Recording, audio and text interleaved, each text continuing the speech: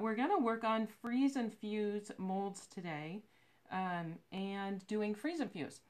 And so something about freeze and fuse is you can use any mold you can find. This is, I think, for polymer clays, just little faces. They were pretty cute. This is an ice tray. It's got little tiki guys in it.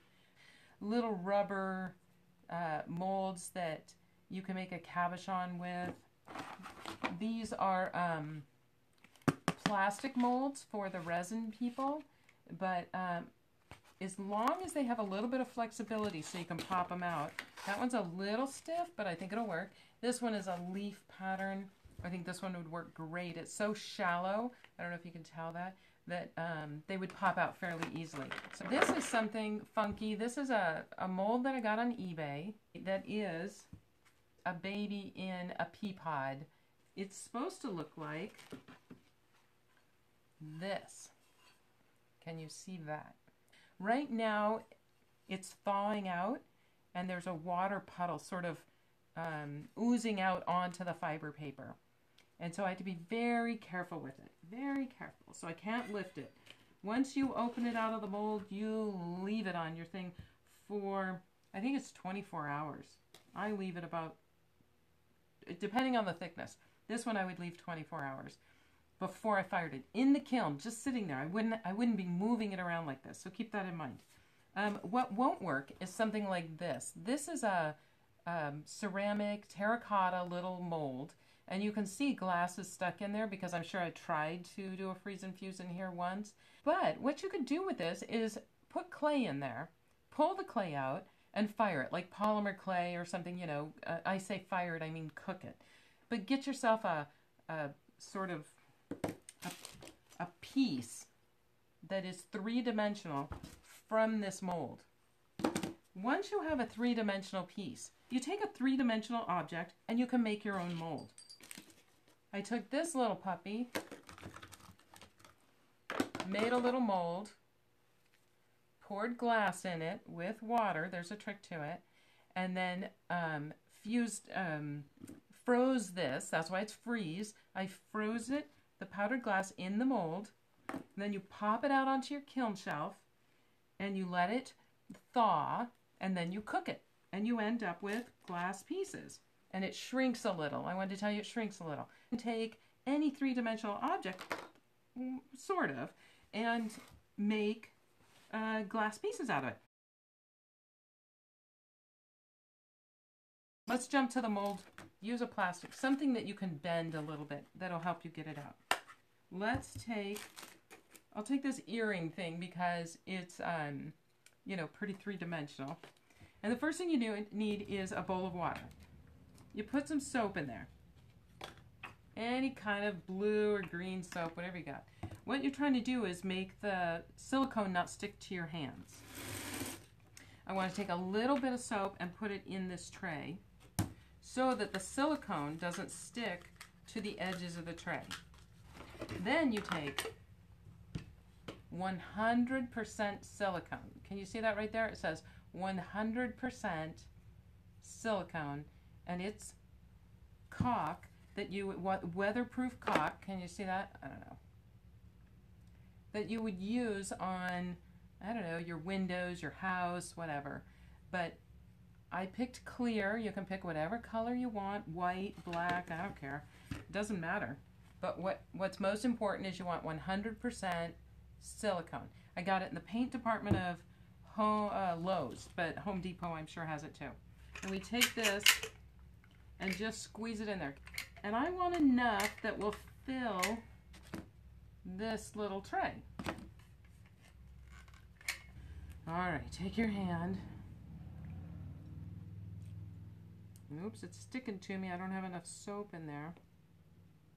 Or any on my hands. Let me put a little on my hands. Once it sticks to you, oh, it's a mess. All right, now all I'm trying to do is get these little ribbons into a ball. You know, get a little ball of like clay almost. Ooh, I got it stuck to my pinky finger and it keeps wanting to re-stick there. Okay, I don't want a lot of water in there, but I want to get that that into a ball. All right, I have a nice ball of silicone. I plop it in the mold. Oh, I got a lot. Okay, and all you really want is this to be fairly level. Then you take your piece that you're going to mold. Make sure there's soap on it. That's your release. That's what's going to keep it from sticking to the silicone. And just press it in there. That is the mold right there. That's all you need to do. Let it set for 24 hours. Pop it out of here. Take this out. And you're ready for freeze and fuse. So, to freeze and fuse, take a powdered glass. Wear your respirator if you're going to do this. Scoop some glass in there. All right. Maybe a little more. Take some water. I have some water here. And you want to put, I don't know if you can see how much glass is in there. See how much glass is in there? I just want a little bit of water in there. Can you see what just happened? I sort of made a little puddle, but it's way too dry. See, I haven't even started mixing and it's just way too dry. Now the problem or the trick of freeze and fuse is you need all the glass saturated with water, but then you have to wait for the water to evaporate and before you fill your mold. But if you put it in there too dry, you end up with bubbles. So even this is a little too dry. So I would add a little more. And it's a little process of adding and mixing, adding and mixing. I like the consistency of this now. It's starting to get a little wet, a little more liquidy.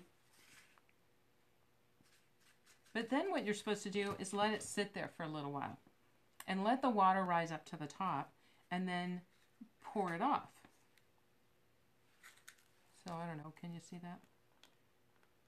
But I'm rushing it right now. But you get the idea, because what you want is a well-saturated glass slurry with not too much water in it. But once we get it to it, it's fairly good right now, even though I've rushed it. It's wet, but not too wet. Looks kind of quicksandy. Okay, then I plop it in my mold. There we go. And what I like to do is tap it. Otherwise, I end up with bubbles. And with this one I showed you at the beginning, it's got a lot of bubbles in it because I put it in too dry. Then I suck up some of this water a little bit. Because every time you tap it, the water comes to the surface. Ooh, can you see those bubbles coming out? That's awesome. Trying to get the glass to sink into all the crevices. And the water to come up. And you have to keep them frozen until the minute you unmold them. Okay, I'm keeping my fingers crossed that this feather comes out. It's the first time I've tried it.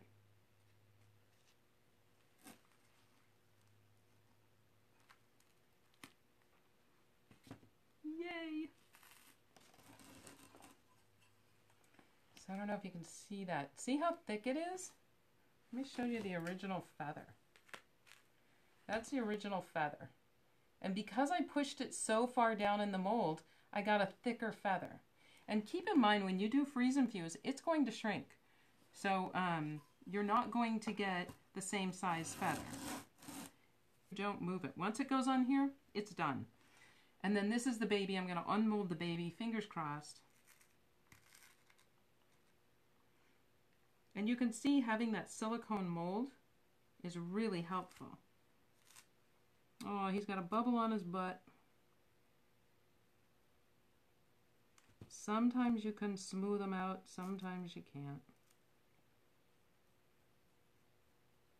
This is what he starts out as. This is what he This is what he ends up as. You can see it shrinks a little.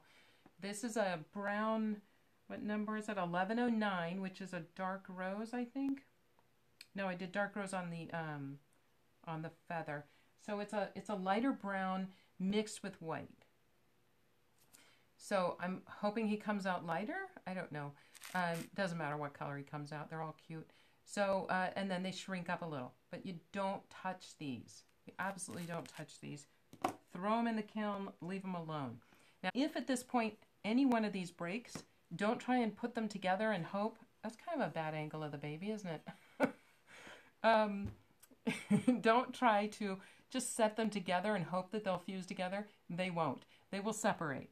So if at this point they break and it's something that bothers you, or you don't want that bubble, you know, that hole from that bubble, put it back in the cup, add water to it, fill the mold, get the water out, freeze it, unmold it. Let it sit here for 12 to 24 hours. You can't move them. Truly, the minute you unmold them, they start to defrost. You can see the little baby here. I don't know if you can tell. He's already starting to glisten with the water that's coming out of there. Let's see if you can see that. You can kind of see the glistening of water. He's starting to melt or evaporate. And if you touch him, from now on, if you touch him, he will fall apart. He will crumble. So you set it on here in your kiln and you leave it. And after the 12 or 24 hours, you start the firing schedule, and 12 hours later or so, you've got some beautiful pieces. And so it's definitely got some possibilities if you have something in particular that you want to make, and there's no mold for it. So that's it for now. So I just wanted to do a quick follow-up. So do you remember this? It's hard to see because I did different colors of glass. It's supposed to be a baby in a pea pod, but it's supposed to have 3 dimension to it. So I made another one yesterday. You guys saw it come out of the mold, and this is it. So I tried to do 2 colors, like baby color, like brown for the baby, and then green for the pea pod. But this time, look how it stayed up. And this one flattened out because I fired it too hot. But notice how shiny this one is. This one got much shinier because I fired it hotter. I don't know if you can see that shine. This one's a little more matte because I didn't fire it as hot, but I got to keep that 3 dimension in it. And I had to lower the temperature, I think 40 degrees, 35 degrees to get my 3 dimension to stay, but I don't get that shiny. So that one was pretty successful. The baby, this was the original baby, and this was the one I made. You guys saw me unmold it and put it on the kiln shelf, and this one turned out great, because it doesn't have the, I guess, the volume and the height that this one had. I got a nice shine to it. I don't know if you remember, there was a bubble back there at his back end. When it started to defrost a little bit, thaw out a little bit, I rubbed it down just a little bit to sort of fill in that hole, and it did a pretty good job. So it'd be passable, that little bubble that was right there. It's better if you can get those bubbles out, so when you're packing the mold, try and really get it in every crevice. This one's your basic. This was that little something, somebody told me the name of it. Ganish? Dang, I can't remember the name, but you guys know what I'm talking about. So this was it in blue. I didn't do anything too fancy. I just wanted to see if I could recreate it. So, I got a lot of detail. I think it's pretty awesome. And then the feather. Do you remember I made the feather? I made the silicone mold with the feather. It was more like this, I think. Nope, I got it backwards, but you get the idea. So I made the mold, filled it with glass, froze it, put 3 different colors of glass, and then that little bit of brown sort of down the middle. I think that's a pretty good feather. I like the thickness. I like the detail. So I think that came out pretty well.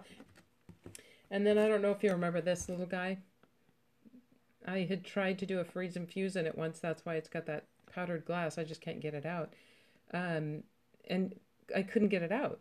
And so what I did was took polymer clay, just some scrap, stuffed it in there. I smushed it down to give it a flat surface, and then just put this whole thing in the oven and cooked it for 25 minutes or something at like 275, whatever the package said. When it came out, of course, the edges were kind of rough, so I took scissors and kind of trimmed them up. This is it. I just used 2 different colors of polymer clay. It's got soap in there so that the mold comes out. Oh, but you can see this was the polymer clay piece. And I just covered it in soap so that it would come out. And now I have a 3-dimensional mold that I can freeze and fuse. Anytime you make one of these, wash it really good, and then you can put glass in here, freeze it, fuse it, and that's it. Thank you guys for watching.